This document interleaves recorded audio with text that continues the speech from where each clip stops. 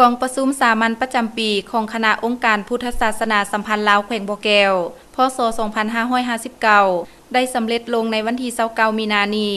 โดยการเป็นประธานของพระอาจารย์ใหญ่พระอาจญธรรมคำเงินคำวงประธานองค์การพุทธศาสนาสัมพันธ์ลาวแขวงบ่อแก้วเข้าร่วมมีท่านดาลีวันภูสวรรณประธานแนวลาวสังสาสแขวงผู้ชี้นำองค์การจัดตั้งมหาชนมีบรรดาพระเถระนุเถระเจ้าคณะ5เมืองเจ้าอธิการวัดและออกตนญาติโยมเข้าร่วมกองประชุมได้รับรองเอาการสรุปรายงานการเคลื่อนไหวขององค์การพุทธศาสนาสัมพันธ์ลาวแขวงบ่อแก้ว1ปีผ่านมาเป็นต้นแมนเวียกงานเตาโฮมความสามัคคีภายใน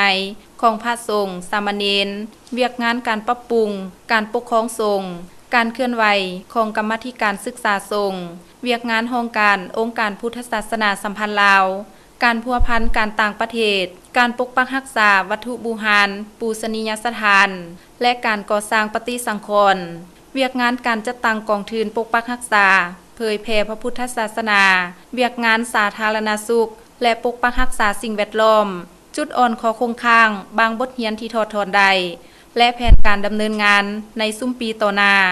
สภาพการเคลื่อนไหวขององค์การพุทธศาสนาสัมพันธ์ลาวบรรดาเมืองและอื่นๆบรรดาแผนกการองค์การที่เกี่ยวข้องพระเถระนุเถระเจ้าคณะ5เมืองเจ้าอธิการวัดออกตนญาติโยมผู้เข้าร่วมได้ค้นคว้าประกอบคำคิดคำเห็นเพื่อเฮ็ดให้คณะองค์การพุทธศาสนาสัมพันธ์ลาวทุกคันปฏิบัติเผยแผ่ศีลธรรม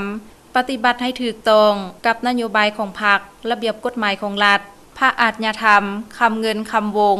ได้โอลมเน้นหนักให้พระเถระนุเถระเจ้าคณะ5เมืองเจ้าอธิการวัดและออกตนญาติโยมจงนำเอาเนื้อในของกองประชุมในครั้งนี้ไปผันขยายจัดตั้งปฏิบัติอยู่บรรดาวัดต่างๆให้ทั่วถึงจงได้นำเอาเนื้อในจิตใจ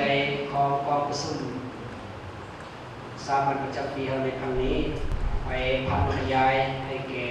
บรรดาวัดในทั่วแคว้นนี้ให้เกิดดอกผลทุกตัวขน้อยอาตมามั่นใจว่าพระสงฆ์เฮาจะร่วมกันในการ